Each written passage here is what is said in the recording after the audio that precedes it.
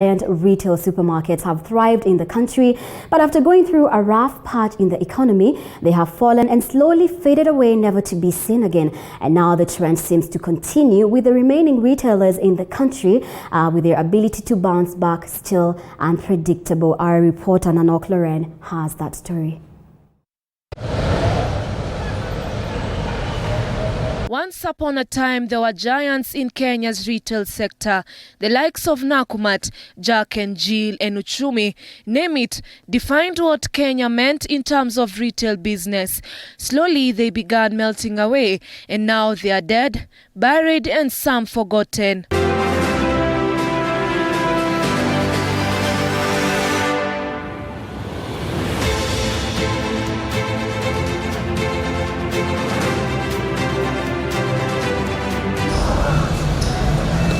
With the majority of retail stores being family-owned and later handed over to their kin and even friends, along the way, the businesses turned chaotic with episodes of mismanagement. The number of retail businesses that you mentioned, you realize that they are family-owned or kind of friendship ownerships.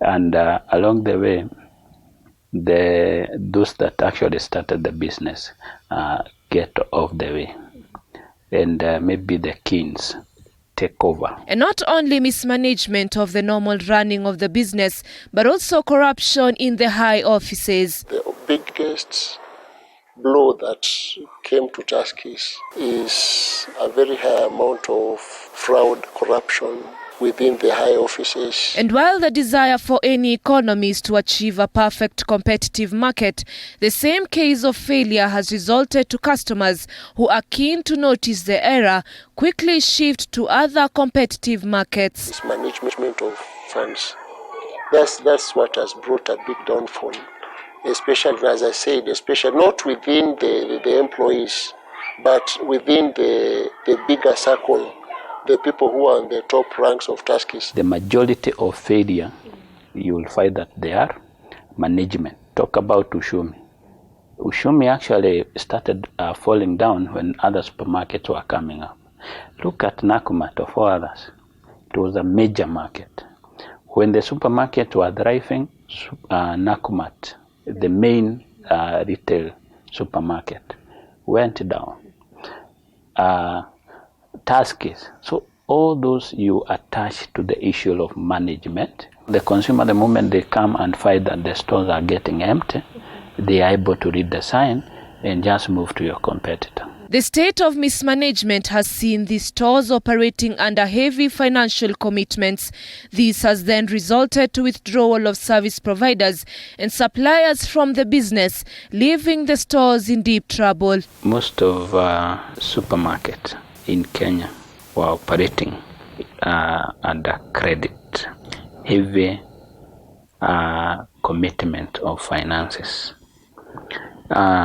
This is in terms of either commercial loan or supply through credit. The supplier are stopping or they are withdrawing their supply to this supermarket, and by so doing, they are unable to survive. Though expanding to more supermarket branches is not a bad idea after all, blind expansion without a strategy while acquiring credits and commercial loans has seen these stores go through a rough patch. If they use the same model, that is, acquire more credit to expand, on top of it, get their supply through credit.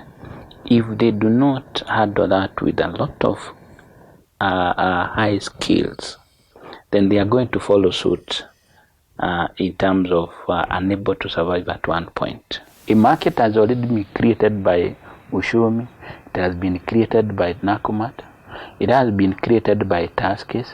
So it's just a matter of just replacing, and the business continues. Kenyans have expressed their sentiments towards plummeting of the retail outlets, blind expansions of these stores taking the lead. Kuna downfall kubwa tukikombea na kitambo. Most of the problems are associated with this expansion and also failing to manage the suppliers properly. So the supply chain as a problem.